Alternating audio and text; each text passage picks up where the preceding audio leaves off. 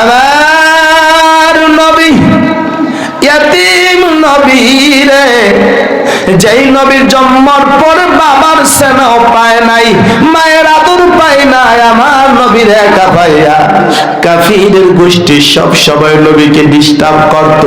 আমার নবী রাহমাতুল লিল আলামিন হুজরা মুবারকের মধ্যে বসায় আছেন, সাথে আছেন হযরতে আলী আসাদুল্লাহিল গালিব।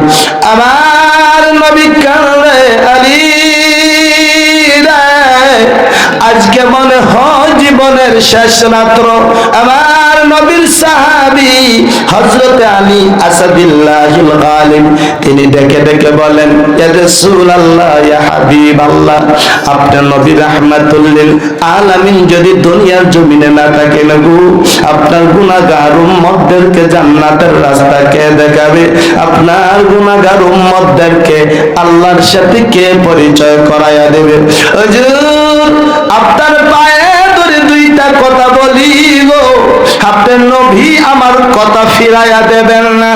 আমার নবী বলেন, আলী কি বলবে তাড়াতাড়ি বলো।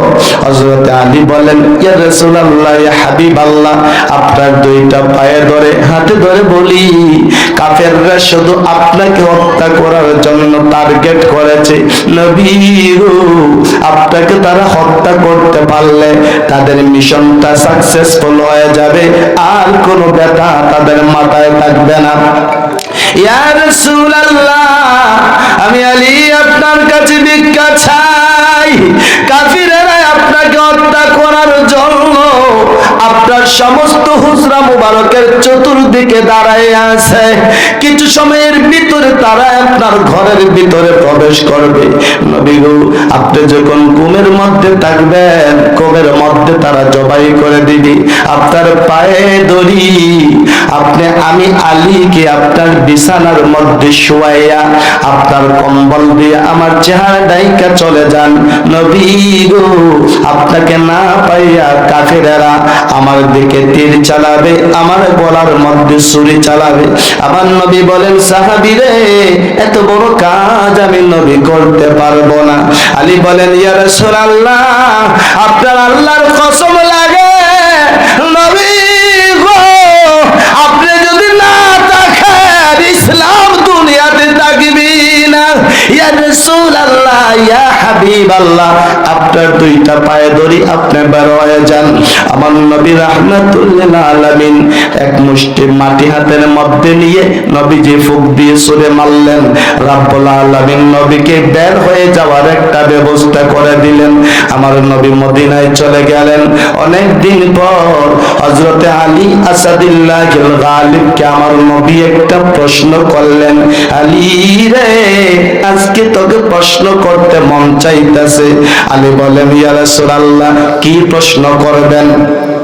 আরে আলী, হিজরতের রাতে যখন কাফিরেরা আমি নবী রাহমাতুল লিল আলামিনকে গ্রাও করেছিল হত্যা করার জন্য রে, আমি নবী রাহমাতুল লিল আলামিনকে তুমি পরামর্শ দিয়েছিলা, ইয়া রাসূলুল্লাহ, আপনার বিছানায় আমি আলী শুয়ে থাকবো, কাফিরেরা আমাকে হত্যা করবে আপনাকে না পায়া।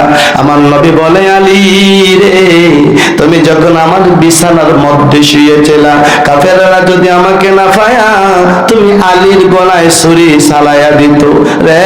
আলী, এই বিষয়টা তোমার কাছে কেমন লাগছে?